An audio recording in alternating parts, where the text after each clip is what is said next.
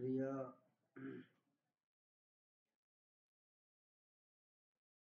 সুধী, আমার ইউটিউব চ্যানেলটি ও Facebook page যে যেখান থেকে দেখছেন, দেশ ও দেশের বাইরে থেকে দেখছেন, সবার প্রতি আমার সালাম, আসসালামু আলাইকুম। সকলের প্রতি আমার শ্রদ্ধা ও ভালোবাসা রইল। আজকে আমি আরেকটি বিষয় নিয়ে উপস্থিত হয়েছি যে আপনি যখন একখানা জমি ক্রয় করতে চাচ্ছেন, তাহলে আপনি কি করবেন? সেই জমির দলিলটি রেজিস্ট্রি করার পর আপনি মূল কপি সাব রেজিস্ট্রার অফিস থেকে ওই মুহূর্তে আপনাকে প্রদান করবে, আপনাকে একটি রসিদ প্রদান করবে। 52 ক ধারা মোতাবেকে মালিকানা শর্তে একটি রসিদ প্রদান করবে। সেই রসিদে আপনার দলিল নাম্বার, তারিখ, দাতা, গ্রহীতা থাকবে। আপনার সেই রসিদ নিয়ে আপনি বাসায় যত্ন সহকারে রাখবেন।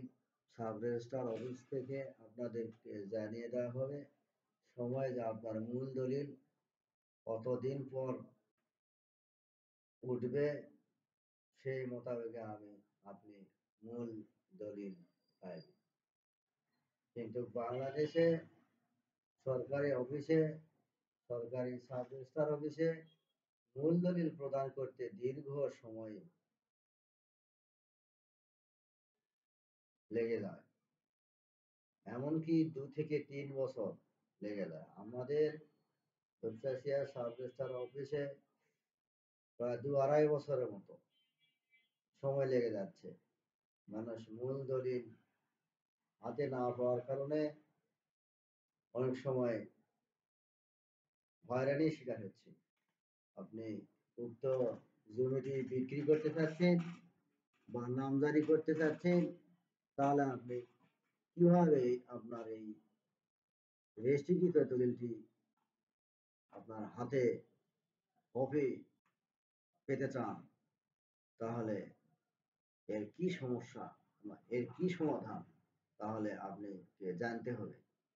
আমার ইউটিউব চ্যানেলটিকে শেয়ার, কমেন্ট এবং লাইক, সাবস্ক্রাইবার করে সদস্য হয়ে পাশে থাকুন সবসময় এবং জানুন দলিল সম্পর্কে, ভূমি সম্পর্কে জানুন এবং অন্যকে জানানোর জন্য সহায়তা করুন এবং শেয়ার করুন। তাহলে আপামর জনতা সবাই এই বিষয়ে জানতে পারবে। আপনি যখন একটি জমি ক্রয় করবেন, তখন একজন বৈধ দলিল লেখক উপজেলা সাব রেজিস্ট্রার অফিসে বৈধ দলিল লেখকের মাধ্যমে আপনি জমিটি রেজিস্ট্রি করবেন। রেজিস্ট্রি করার পর আপনাকে একখানা রসিদ প্রদান করবে 52 ক ধারা। সেখানে লেখা থাকবে মালিকানা শর্ত, মালিকের নাম, গ্রহীতার নাম, দাতার নাম, দলিল নাম্বার, ক্রমিক নাম্বার এবং তারিখ। বর্তমান সরকার উক্ত রসিদে যাতে গ্রহীতাকে সঠিক সময়ে মূল দলিল প্রদান করিতে সক্ষম হন, সেই জন্য 2025 সাল থেকে উক্ত দলিলের রসিদের উপরে পার্শ্বে গ্রহীতার স্বাক্ষর এবং মোবাইল নম্বর বা ফোন নম্বর সাব রেজিস্ট্রার অফিসে গ্রহণ করতেছে। এর ফলে গ্রহীতা সেবা নিতে আর বিঘ্ন হইবে না। অনেকেই এই রসিদগুলো নিয়ে যে বাসায় রাখেন, হেরে ফেলেন, পরবর্তী তার মূল দলিল ফেরত পেতে বিঘ্ন হয়, সমস্যা হয়। অনেকেই মূল রসিদ ফেরত নিয়ে এসে সাব রেজিস্ট্রার অফিসে মূল দলিল নিয়ে যান। আবার অনেকেই এই রসিদগুলো বাড়িতে অবহেলা অযত্নের কারণে হেরে ফেলেন, যার কারণে দলিল গ্রহীতা আর মূল দলিলটি আর ফেরত পান না।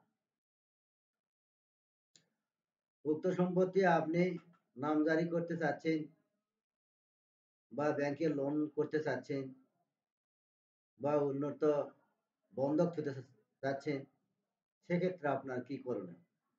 আপনি আপনার এলাকায় উপজেলা সদরে সাব রেজিস্ট্রার অফিসে অবিকল জাবেদা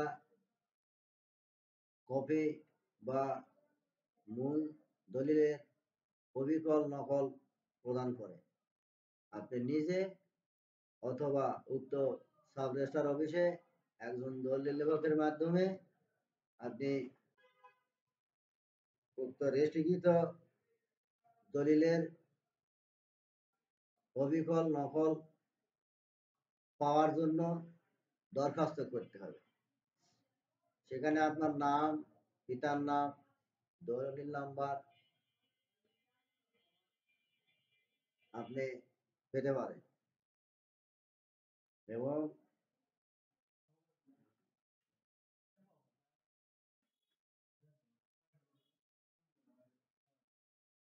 একটু বসুন, 2 মিনিট এবং আপনি